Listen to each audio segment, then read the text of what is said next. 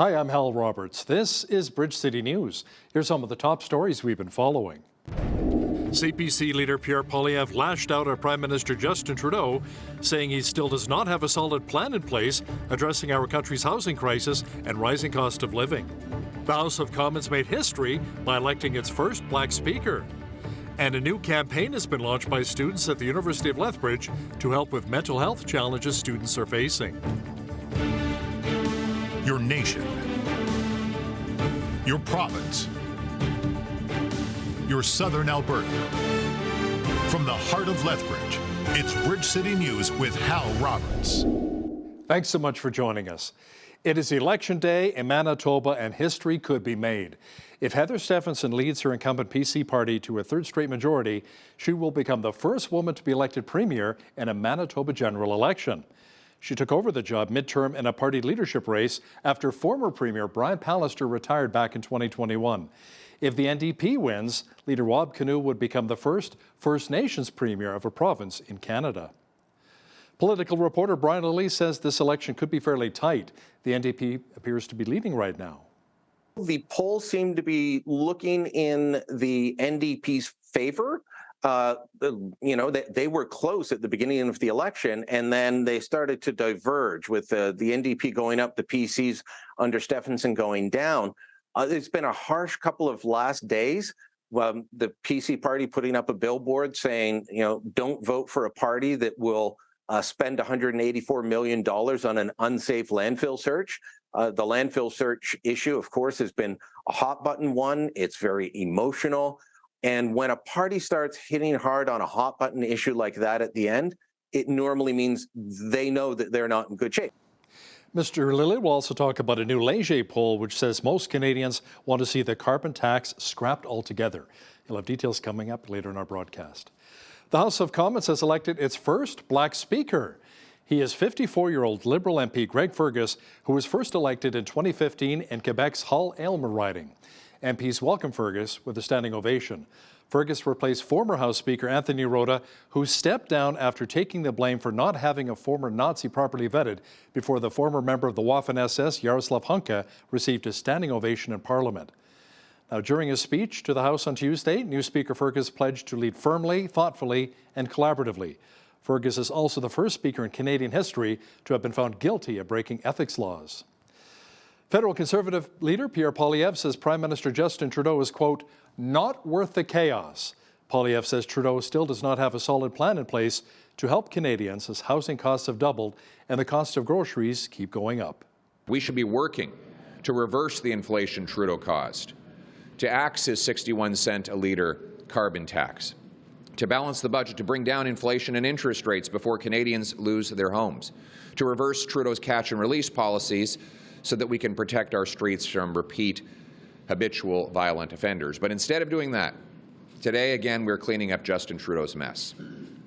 Trudeau showed incomplete negligence in failing to vet the event that he arranged, the visit of a foreign state leader. Still, he has not apologized to Canada's veterans for honoring a Nazi soldier on the floor of the House of Commons. Members of Euthanasia Prevention Coalition held a news conference in Ottawa earlier today to speak out against the federal government possibly expanding the medically assisted dying eligibility to those suffering solely from a mental illness. Bill C-315, brought forth by Conservative MP Ed Fast, would prevent the expansion of MAID in that capacity. At the present time, there's public support of about 30% for that proposition. In fact, we would not be in the euthanasia situation we're in today if it was not for the province of Quebec. And the End-of-Life Commission in the province of Quebec have explicitly rejected euthanasia for mental illness. So there is a strong opposition to that proposition, and Ed Fast has introduced a bill saying precisely that mental illness cannot be a sole underlying condition. Now, the issue will be debated once again in the House of Commons on October the 5th. An Ontario court judge says he likely won't grant Freedom Convoy organizer Pat King's request to move his criminal trial out of Ottawa. King's lawyer is trying to get the trial moved, arguing that King is so notorious he would not have a chance at a fair trial in our nation's capital. Judge Charles Hacklin says he will probably dismiss the request, though he wants to think more carefully about the issue before handing down his final decision. Well, we've been seeing a little bit of moisture here in Lethbridge over the past few days, and we may see a little bit more. Jeanette Rocher is now with an early look at the forecast. Jeanette, we're also looking at some cooler temperatures as well over the next couple of days. Yeah, still seasonable, mind you, but we are going to be seeing a little bit of drop of temperature over the next couple of days. Now, Wednesday, we are still remaining in the teens, so not too bad.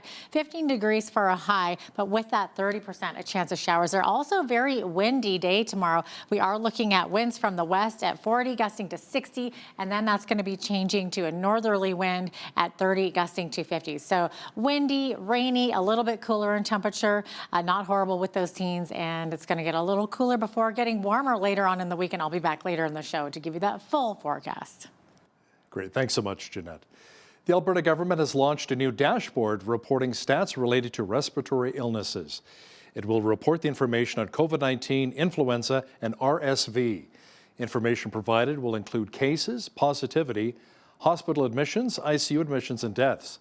The dashboard is set to be updated every Thursday throughout the respiratory season. A Redcliffe, Alberta man has been arrested and faces various charges in connection with a slew of commercial break-and-enters in both Redcliffe and Western Saskatchewan. RCMP say charges against 36-year-old Cole Marshall include break-and-enter, possession of stolen property over $5,000, and mischief to property. He was released from custody and has since appeared in court answering to those charges. Lethbridge City Council voted unanimously on Tuesday to draft a report looking into additional incentives to support new and existing businesses here in our city. Mayor Blaine Hagan explains why he brought the motion forward.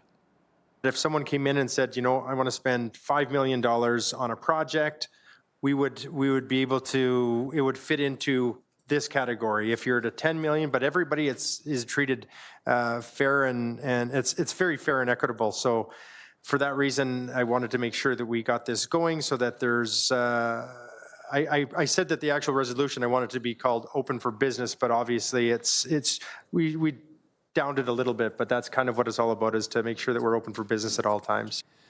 Now, a report will be written up by the city manager for the Economic Standing Policy Committee for consideration later next year. The city's fall leaf collection program kicked off on Tuesday. Until November 10th, residents are able to call 311 to have their leaves picked up. They must be in a paper yard waste bag and be placed in the same spot as waste collection bins are on collection day.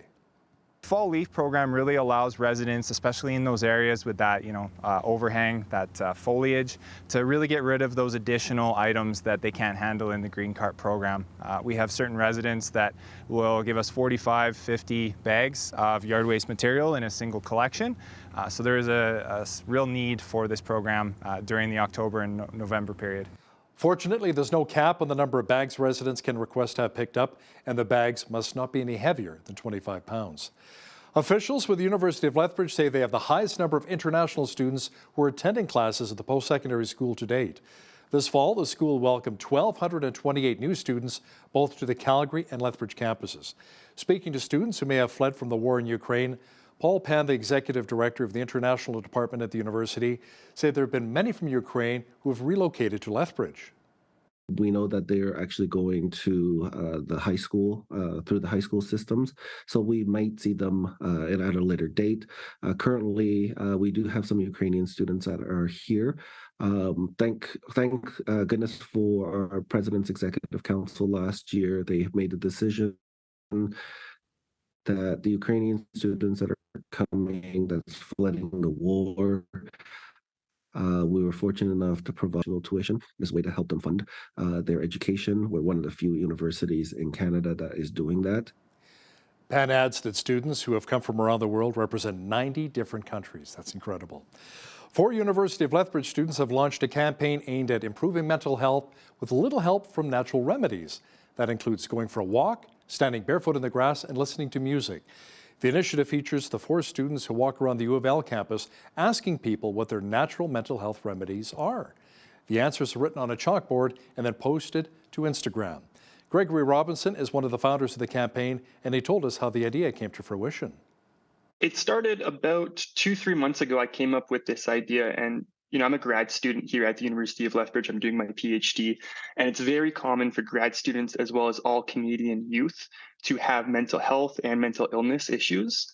It's about 20 to 35% of all Canadian youths. It's the most prevalent in youths compared to any other age group, as well as 90% of all suicides are directly related to mental health and mental illness in Canada. And so I wanted to do something that would really benefit Canadians. And when we look at other mental health campaigns, they don't talk about the remedies, they just try to talk about mental health in general. And so that's when I talked to a couple of my friends, 2 other business owners here in Lethbridge, and we started this campaign that just launched literally yesterday. The announcement of the campaign coincides with Mental Illness Awareness Week here in Alberta.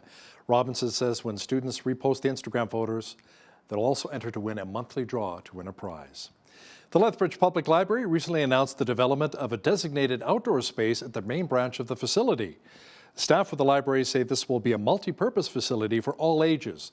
It will include recreation elements that connects people to nature and inspire physical literacy, along with incorporating traditional Indigenous knowledge. Construction for the new space has already begun, with the facility expected to be open in the spring of 2024. Some people see boxing as a contact sport full of violence. Now, Rick Duff is the owner of the Lethbridge Boxing Club and a 5-time Canadian boxing champion and former Olympian.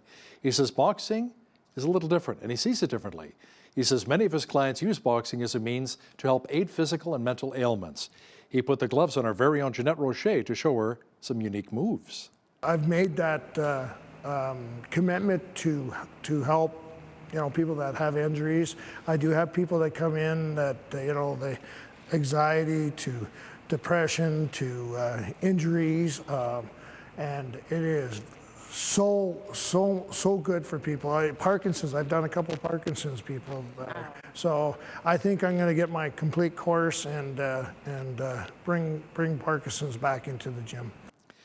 Rick Duff will explain how boxing can also be used in self-defense. Watch that full on-location interview coming up after Business News. U.S. President Joe Biden says he's thankful that Congress passed the latest budget bill, which includes more funding for Ukraine and its war with Russia. He says passing the budget averted a government shutdown. Thankfully, Congress passed and signed into law a spending bill to keep the government open. That's good news for the American people, because the government will not shut down, and needless crisis has been averted, at least temporarily, saving millions of Americans from needless pain. But the truth is, we shouldn't have gotten there in the first place. This agreement averts immediate crisis, but it ends in just 44 days. And I strongly urge my Republican colleagues in the Congress not to wait 44 days.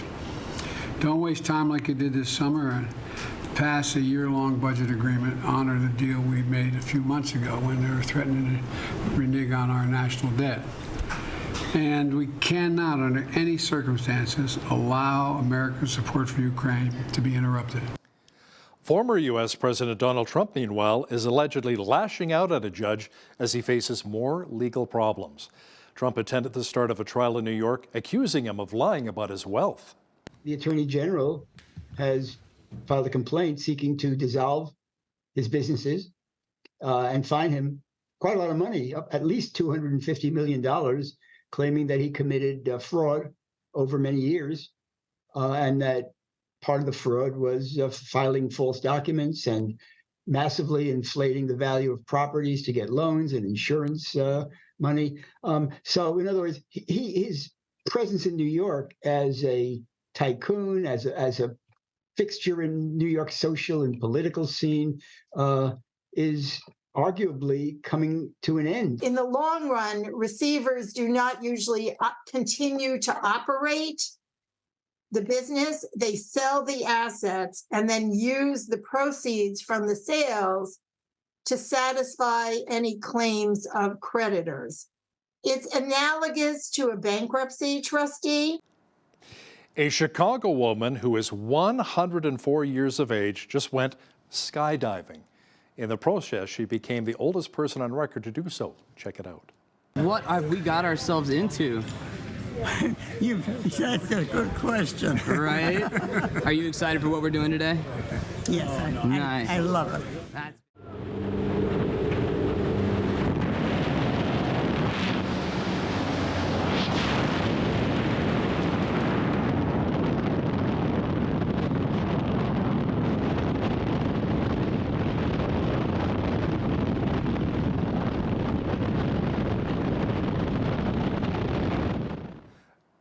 It's simply incredible. You know, that was actually Dorothy's second jump. She did her first skydive when she turned 100. God bless Dorothy, wow. Well, it was another nice but cooler day across much of southwestern Alberta. There's also more moisture in the forecast. A full look at the weather pictures coming up.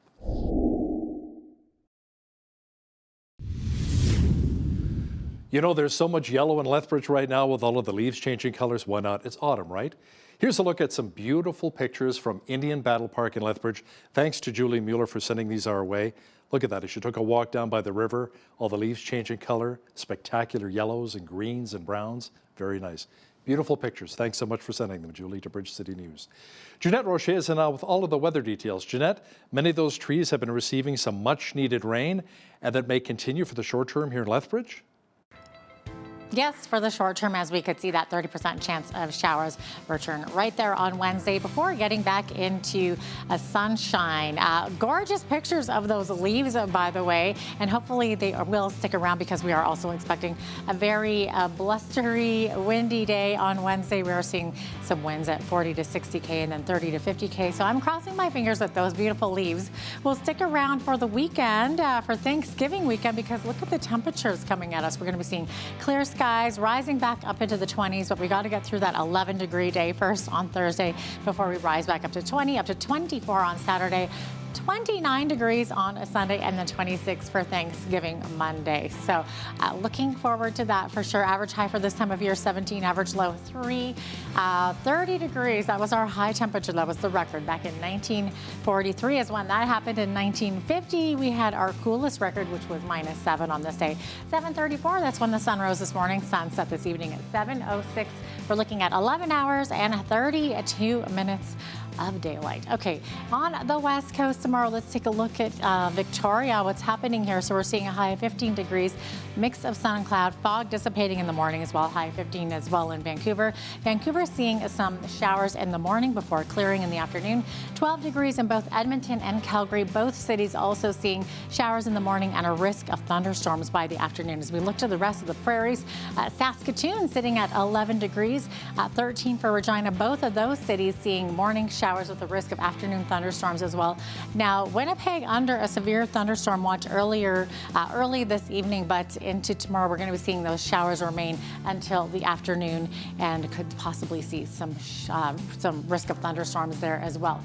Completely different story as we move into the central portion of the country. Look how warm and sunny it is. We're seeing clear skies all the way around. High of 28, 30, and 29 in Toronto, Ottawa, and Montreal tomorrow. Also, all three of those cities looking at humidex index in the mid 30s actually. So we're looking at humidexes of 33, 35, and 34 for those three cities. As we get to Atlantic Canada, 20 degrees for a high in Fredericton. We're seeing fog dissipating in the morning there with a partly cloudy skies throughout the afternoon. Fog dissipating in the morning as well in Halifax, high of 22 for a high, clear skies the rest of the day. 17 for a high in Charlottetown, looking at mainly clearing skies there, and a high of only 9 degrees in St. John's. St. John's also seeing a 40% chance of showers, and then clearing by the afternoon there with a mix of sun and clouds. So the sun will peak out eventually for you, St. John. Just got to wait till later on in the day. There you have it. That's your forecast. Businesses raising their prices more frequently is contributing to higher than expected inflation. That's according to a deputy governor with the Bank of Canada. Nicolas Vincent said price increases have been larger and more frequent than before the pandemic, and the trend has persisted. By now, the story is well known. The disruptions that were caused by the COVID-19 pandemic and other factors like the war in Ukraine created a massive imbalance between supply and demand. We saw evidence that the rise in inflation coincided with firms making larger and more frequent price changes. Moreover, through these price changes, firms seem to have been able to pass on cost increases to their customers. And while we see signs of pricing practices gradually returning to normal, they're still not where they were before the pandemic. The annual inflation rate fell to 2.8% in June, but unfortunately rebounded to 4% in August. The chief executive at Shopify is discouraging staff from taking on side gigs that could divert their attention away from the company. Toby Lutka says in order for his company to build and thrive and create world-class software for millions of merchants, his company requires employees' complete attention. He says he recently learned that the company was handing out offer letters to prospective hires who were encouraged to take on side gigs. Lutka's memo comes after the company laid off thousands of workers over the past couple of years. Sam Bankman-Fried once promoted FTX Digital Coin Exchange as a safe way for people to get into cryptocurrency.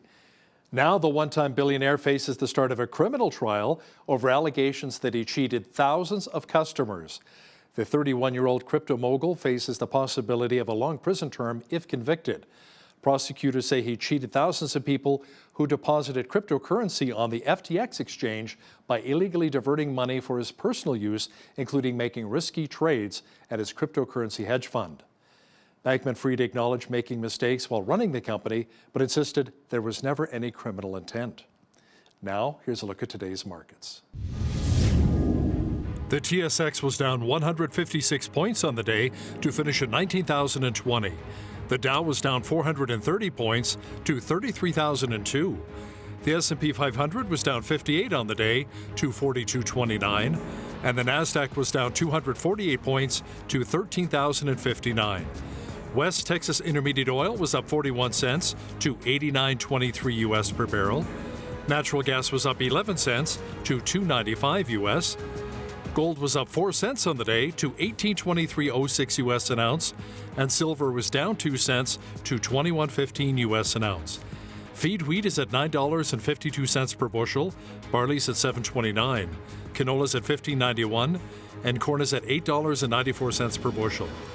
Live cattle were down $2.30 to $182.13. Feeder cattle were down $4.73 to $248.60, and lean hogs were up 13 cents to $79.98. The Canadian dollar was down slightly over the past 24 hours to $72.94 US.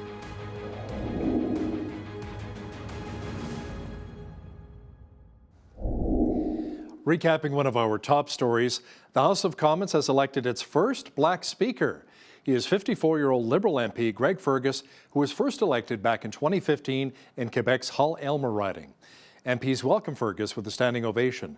Fergus replaces former House Speaker Anthony Rota, who stepped down after taking the blame for not having a former Nazi properly vetted before receiving a standing ovation in Parliament.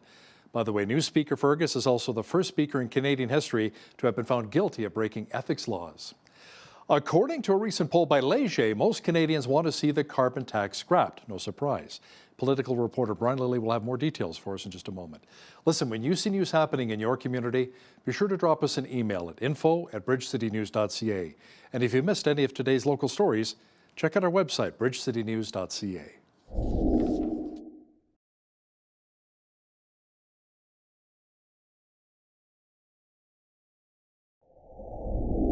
First, the Trudeau government brought forth legislation demanding social media giants like Meta and Google pay news providers such as Bridge City News for our content. Now, in retaliation, Meta decided not to make our content available on our Facebook page to our 45,000 followers, most of them Canadian. A lot of our content to Canadian viewers. Now there's word that the Trudeau government may be requiring podcasters to register. Now, to chat about this in more detail is political reporter and Sun columnist Brian Lilly, who joins us once again from Toronto. Brian, is this another measure being brought forth through Bill C-11? Now, is it censorship or is it being overblown? There's claims of censorship. Elon Musk, who owns X, formerly known as Twitter, reacted to this as the Trudeau government saying or trying to crush free speech. Glenn Greenwald, a left-wing journalist who's very much a free speech advocate, he came out against this in the United States as well. Here in Canada, though, lots of people saying, oh, no, this isn't censorship. There's no censorship in the law, and therefore it's being overblown. Let me explain how this will work as someone that has lived and worked under the CRTC for most of his career. Bill C-11 was very broad in its scope, quite vague in how it was written, and a lot of the how it will actually apply is left up to regulation that is being drafted by the CRTC. So the CRTC has told all online streaming platforms, which includes YouTube, it includes Google, it includes Prime, all of these organizations, and surprisingly podcasters, podcasters or podcast streaming services like Spotify or Apple Podcasts, they have to register as well by November 28th.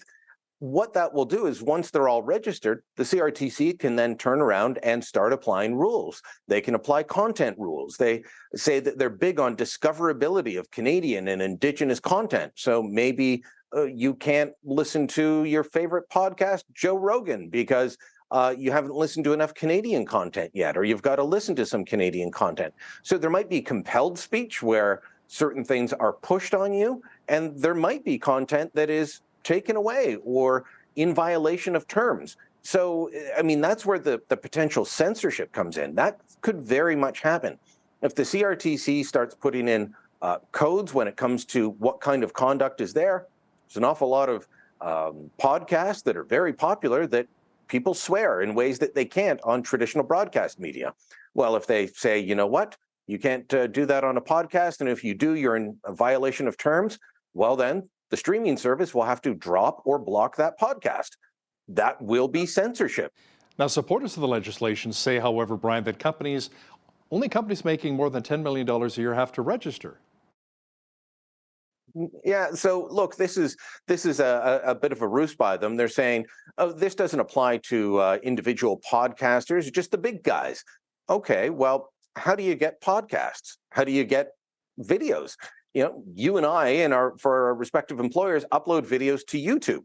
YouTube makes more than $10 million a year. They have to register. Guess what? Any rules the CRTC imposes on YouTube will apply to us. For my Full Comment podcast, it is uploaded to, it's hosted on a Post Media website, but it's also hosted on what's called a distribution service for podcasts. And that makes sure that it shows up on Apple, on Google, on Spotify, on Amazon, all the places that people get their podcasts. Well, guess what? They all have to register. And once they've registered, any rules the CRTC puts on them will be put on the individual podcasters. I keep saying to people, this claim that it's not going to regulate individual podcasters, that's a bit like saying, well, the government doesn't regulate individual drivers, they just regulate the highways. Well, the highways are like the streaming services. So if you put 100 kilometer an hour speed limit on a highway, I have to follow that. I can't say, oh, no, you just regulate the highway. I'm an individual driver. I can drive 200 kilometers. That's not how it works. This is absolutely going to apply to the individual creators, whether it's a company like or an organization like bridgecitynews, or someone sitting at home doing this on their own with a fitness podcast or a sports podcast or some, a very niche thing that they found an audience. It's going to apply to all of them. Brian, it's a pretty big day in Manitoba as the polls are now open for the province's election. Will the Conservative government, led by Heather Stephenson, hold on to power, or will the NDP's Wab Kinew be elected? Brian, at this point, it's too close to call. It's too close to call. The polls seem to be looking in the NDP's favor. They were close at the beginning of the election, and then they started to diverge with the NDP going up, the PCs under Stephenson going down. It's been a harsh couple of last days. The PC party putting up a billboard saying, don't vote for a party that will spend $184 million on an unsafe landfill search. The landfill search issue, of course, has been a hot button one. It's very emotional. And when a party starts hitting hard on a hot button issue like that at the end, it normally means they know that they're not in good shape. Now, that ad could work, that messaging could work. There is a scenario where if the PCs and the NDP are tied, the PCs could win enough seats. In fact, they could even be behind a bit, much like we have in federal politics right now. The Trudeau Liberals haven't won the popular vote in the last two elections, but they've won more seats. That could be happening here. So the PCs need all their supporters to come out if they want to be reelected. They need the NDP's support to be underperforming, and the Manitoba Liberals making a bit of a comeback. They could theoretically win seats. I don't know if they will. But, any government going for a third term is tough. And this is their attempt at a third mandate. So you could end up be talking about new Democratic Premier of Manitoba, Wab Kinew, which seems shocking given his past and his history. But he could very much be Premier this time tomorrow. Last week, Saskatchewan Premier Scott Moe said he would recall the legislature on October the 10th to pass legislation using the notwithstanding clause, Brian, to ensure parental rights are protected when it comes to their child deciding to change their name or their pronoun at school. Now, the federal government says Moe is attacking or even shredding the charter. It's difficult for me to buy that argument because Section 33, what we call the notwithstanding clause, is Section 33 of the Charter of Rights and Freedoms. It is in the Charter, and it's the political equivalent of Section 1. And I don't hear politicians getting up on their feet and denouncing every time a judge uses Section 1, where they say, yes, Hal, your rights have been violated. You're absolutely correct. But in a free and democratic society, we think it's fine that we violated your rights, and here's why. Section 33 allows politicians to say, notwithstanding this happening, we're moving forward with this legislation. Has to be renewed every 5 years. What generally happens within a 5-year period? The voters get to have their say again. And if the voters think the government's gone too far, they can turf them. There's some complaints that Saskatchewan is using this preemptively because they haven't lost a court case yet. It was just an injunction that put their policy on hold, but they've decided they're going to go forward. So before it was a policy directive, now it's going to be legislated that this policy is enforced. This was something I was speaking to someone in Premier Moe's office, trying to understand fully the lay of the land. And they said, this policy that some school districts had of not informing parents, it was patchwork. It was here and there. It wasn't uniform across the province. They brought in a policy to make it uniform that parents must be informed, and that was challenged in court.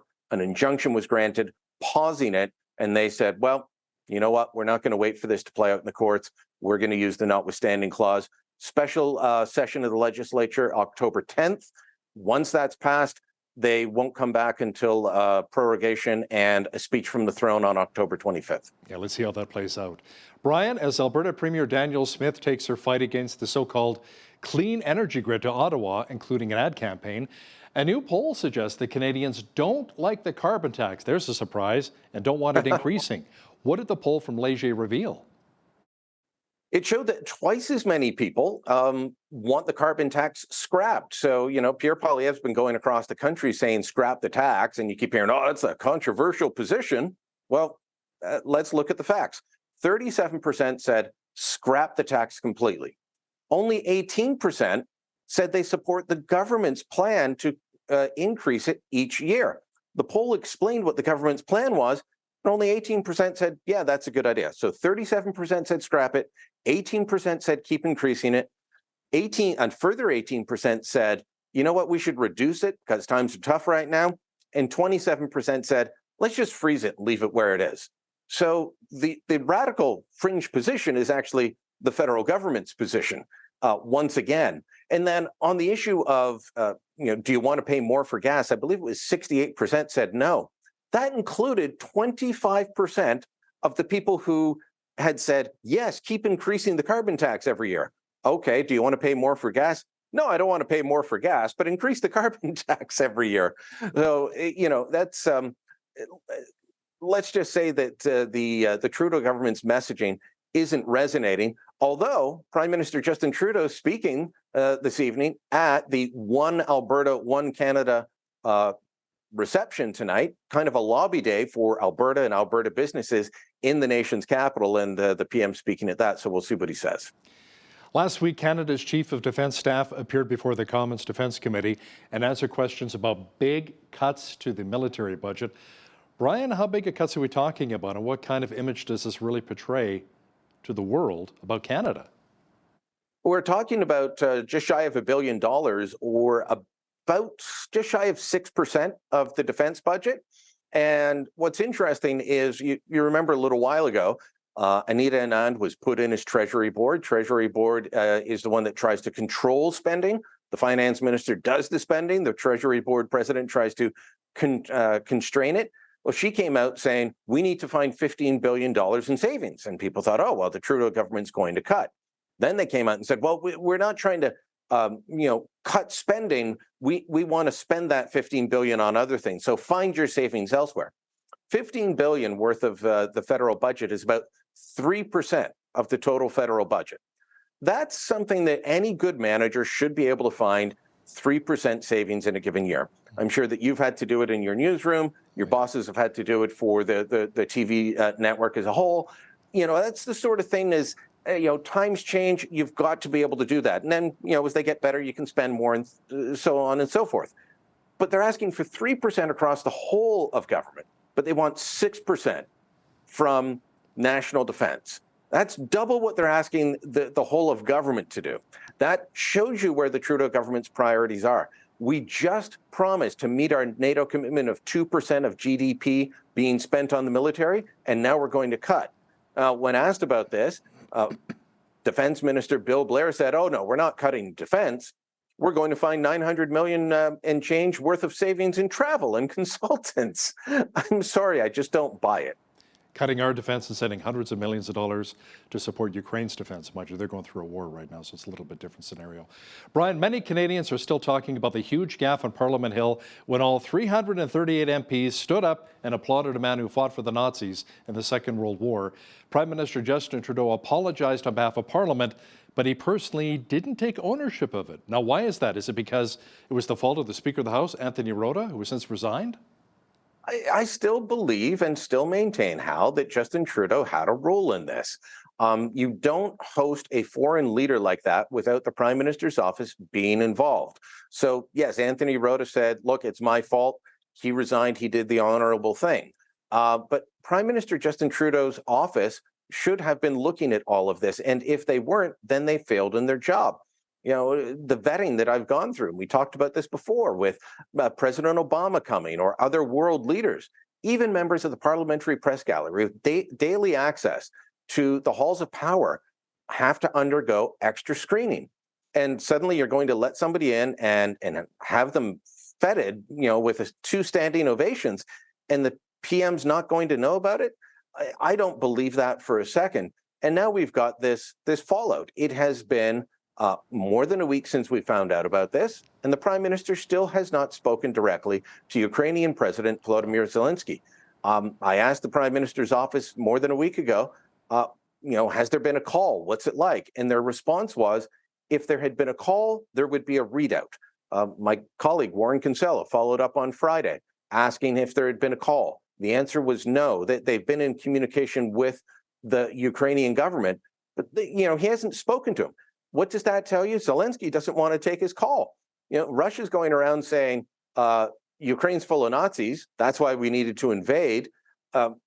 Zelensky, who's Jewish and not a Nazi, is saying that's not true. And then Trudeau, with this visit, ends up having Zelensky applauding a guy who fought in a Nazi Waffen-SS unit.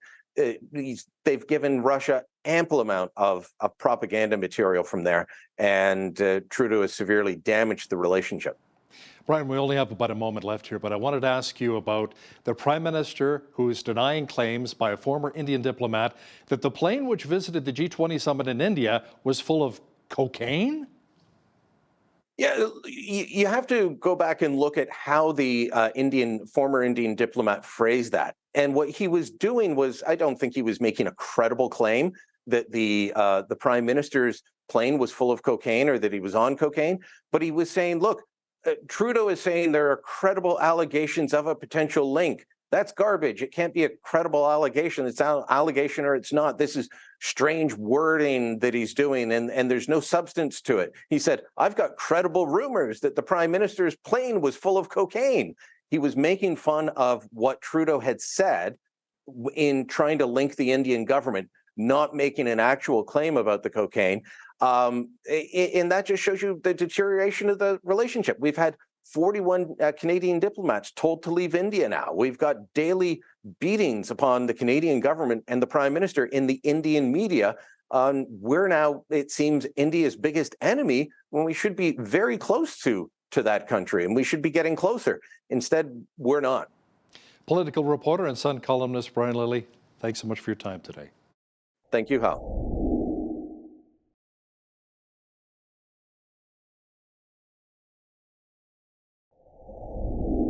I'm here at Lethbridge Boxing Club, standing next to a 5-time Canadian boxing champion and an Olympian from back in 1984. This is Rick Duff. You are the owner of the Lethbridge Boxing Club, and thanks so much for having us come down to your ring today. Well, thanks for coming in to show off our club here. Oh, definitely. Okay, because I definitely want you to show me some of your moves. But let's talk a little bit about the club first of all. It's the oldest club in Lethbridge, right? Yes, and we're one of the oldest ones in probably Alberta too. We opened up in 1937. Opened up at near the airport there in one of the hangars, and then 1940 ended up moving to the Civic Center, where we stayed till 2010. And then of course, I made a couple moves into our final spot here, and enjoying our spot. You know, it's only ours, and we can come anytime we want to train. Okay, so you've had it for 13 years, but who started it? And is this where you learned to train for all of those championships? Out of this gym, the smaller gym at the Civic Center, I won all my Canadian championships, and I did go to the '84 Olympics out of the Civic Center. So it was a small little gym with, maybe 2 heavy bags and in-floor posts with ropes around it, and maybe 1 or 2 mirrors and a couple speed balls, and that was about it. So a lot of us hear the word boxing and it's a little bit intimidating. We think of the big tough guys and stuff, but you actually train a lot of women and even some kids. So maybe tell me a little bit about that. Why would somebody want to get their kids into boxing, or why would a woman want to do it? Well, it is, you want to teach them about the gym, right? Gym environment, and they work on them, right? Mm-hmm. So we got kids from 4 to years old and up. We got a little sluggers type program, mm-hmm. where little people come in, and we got a really good coach to assist me. Jay, he's doing really good with them, mm-hmm. and we do fun workout games and tactical boxing and tactical, kickboxing a little bit for the little guys. So, mm-hmm. so it's a lot of fun. Then the older kids come in and do the actual tactical boxing, non-competitive and competitive boxing. So, okay. So the competitive people actually get in the ring. Non-competitive, very, very seldom get in the ring. It's a safe zone. Not everybody has to get in the ring to be in our gym. We're here for fitness and mental, physical rehabilitation, because we've been going through a big, hard stuff through COVID and what's going on in our world right now. It's doesn't sound good. So no, absolutely, and what better way to get it out than physical fitness, right? And like you said, redirecting the energy. Exactly, and of course, we got rules that you're in the gym, you learn the sweet science of boxing, and you are responsible for that. And even the little guys, 4 to 5 years old, they got to be responsible for it, and they can't go out and use it on others. They use it for self-defense and building confidence, right. And belonging to a social group of other boxers and people that are similar ideas. Yeah, absolutely. Okay, so what about girls and women? Girls. Okay, we do have a girls program. It's I call it Girls Power. I like it. And we're going to start it up again, because we've had low activity lately. So we want to get that program back up and running. And it's a real safe zone for girls just to come in. It's like a drop-in fee to come in, and they get all the anger out of their breadbasket, and they learn some skills and get. They refunnel some of that energy. So. Mm-hmm. Okay. What about somebody who thinks maybe it's a little too dangerous? Well, safety first, right? Safety. We do everything within safety. Even the competitors. There's rules on my board right there. There's a notice that they have to if they have headaches before or after, mm-hmm. Or during, they got it's a boxer's responsibility to let the coach know. I have a question. So are they mostly just practicing on punching bags, or are they actually hitting each other? Or does that come later? Oh, sparring? Yeah, we're hitting each other. Yeah. We try to, our policy is we try to do 100% speed and maybe 20% power. So so you lay the power off to get the technique and hitting done. So yeah, we do get a occasional nosebleed, or we don't really get a black eye or anything like that, but it could happen, right? Okay, so how do you teach somebody to hit but not injure? Oh, well, they got to have some control. That comes with experience working outside the ring, working with coaches and coaches teaching them, hand position and body position and footwork and hitting the bag, and they learn to. You learn with hitting. You learn to have a little bit of control with that. Okay, well, it's probably a very good lesson on how to manage your emotions, right? And manage your anger. Yes. Yes. Boxing, it takes a certain person to be a competitor, because you got to learn to take a disappointment and be able to get back up and keep going, right? So yeah, good life lessons, I guess. So, well, it's just like out in the street, you lose your job and you're down in the dumps, you're on your butt, you just need to be able to get back up and keep going, right? And try and find a job. It's kind of the same thing. I have a couple competitors that refuse to quit. They're tough. I got a couple of them that have 8 losses in a row, but they're learning and they're having fun. They just have to get that one win. Yeah. At what age do you have to stop competing? Well, or is it more about your body? We do have a non-competitive group that we're really busy with. We got lots of young ladies in it. We got lots of kids in it. We got lots of older people in it, and they're here to build their fitness. So. Sure. Professionally, like for you, you were competing. At what age does somebody have to stop doing that? Well, if I had it my way, I'd still be going, Right. Sorry, I shouldn't be saying that in front of anyone. My wife doesn't need to hear that. But we have a master's group over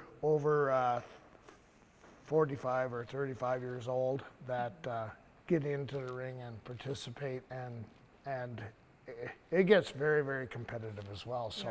So I've seen some shows that they have in the States that some of them were 75 years old. Okay. So yeah. So and it's they're really competing. about the individual then. Yeah. And their fitness level. Yeah. Right? Exactly. Okay. And just get it. Love to fight. Eh? Right. Okay. But have it controlled, right? That's amazing. So have you ever had any real serious injuries? I hurt my hand. Okay. I shattered my hand. Back in the Olympics, I hurt my hand really bad. So that kind of put a stop to my career quite a bit. So maybe you want to show me a couple of moves, something that you would show maybe women or girls that are coming in just to kind of get their fitness level up and build their confidence a little, and also like how to throw a punch and without hurting somebody or without getting hurt, I guess. I'm a southpaw, so I'm so left-handed. I'm southpaw, left-hander, so yeah, so. Cool, we have that in common. Okay, let's do it.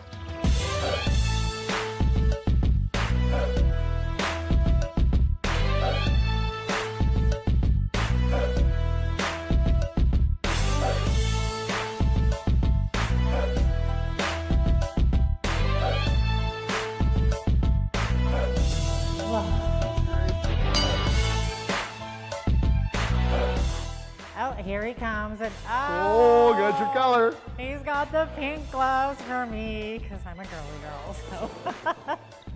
Very, very first thing is we're going to give you a stance, so then when you get up, it won't be so intimidating when you get up to the boxer. Okay. So So we're gonna stand with our feet shoulder width apart. You're lefty, you're like me. We're gonna step with our right foot first. All right? So we're gonna be in this position. Our left hand's gonna be up on our chin, right there. And then our right hand's gonna be out in front. So you wanna keep your hands in front of you, your hands, head behind your hands. So you're protected. Right, exactly. There you go. Yeah. So you get this jab going, so you don't throw your jab like this, hurt your elbow. You keep your elbows down when you throw the jab and you bring it over in this position. Right. So that's the rotation of that jab. Put your hip back again, there, right there. So that's gonna come down here. We push off that back foot and it's gonna come push. And then the hip, turn the hip, there. There you go. Okay. There you go. Yes. I'm hitting you. I'm hitting the you. coach's chin. Now let's do 2 jabs and 1 left hand. Jab, Jab. left. Yeah. Okay, I see. Jab, jab, left. Okay. Jab, jab, left. Jab, jab. Okay, now the big part is getting your feet underneath you so then you can hit the target, right?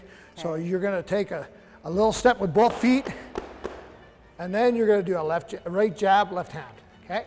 Come towards me, just take a step, jab, left hand, step again,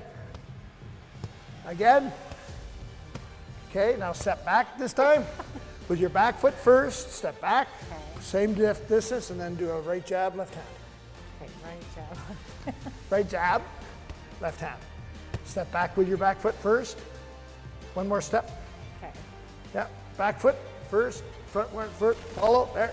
Right jab, left hand. You gotta keep that one on your chin or you're getting punched. Uh-oh. Again. This is so complicated. There's so many things to think about. Lots to think about. All right, so this is your dummy. You get to hit. Okay, you're gonna name your dummy? I'll name him, I don't know, Dumbo. Dumbo, all right. So you're gonna just bend, have your knees bent, and you're gonna step in a little bit, both feet, and then jab. Then step back, and then step back in, jab. Okay. Right where you were, or does it matter? You can do it right where I was. Here, let me turn this guy for you. Or I can move. Yeah. That's okay. All right, step in and jab. Step in, jab. Yeah, and then step back. Keep your hands up high, chin. The left hand's on your chin. All right. There you go. So many things to think about. Yeah. Okay, as you step, plant, then back. Oh, there we go. There you go. Now let's see a big left hand only. Step in and then left hand. Okay. Oh! Right in his neck. Sorry, Dumbo. I'm sorry. He does not look happy. That's it. Another big left hand. Oh yeah, don't throw it from underneath. Throw it over top, like from your chin over top. Yeah. Okay. If you throw it like that, then you'll get hit in the chin. Okay. That's it. Turn the hand over. That's it. Beautiful. Oh, I can feel it. Now, just one more little thing to help you to have balance is don't have your chin up here. Bring it down a little bit, and it'll help you with balance, right? Because you want balance is very, very important when you hit. Yeah, I would say so. They could knock you on your butt otherwise, right? Yeah. All right, give it a try. Keep your chin down. Right there. Look through your eyebrows a little bit. There you go. Yeah, she's smiling. There's no fighter. So many things I want to think see your about. fighter face. Come on. There you go. That's it. Now 2 jabs to the left. I don't know. There you go. There you go. Make sure your hand's above. Oh yeah. Well, no, your left hand is over top. You're going underneath. You want to go over top. Right. Okay.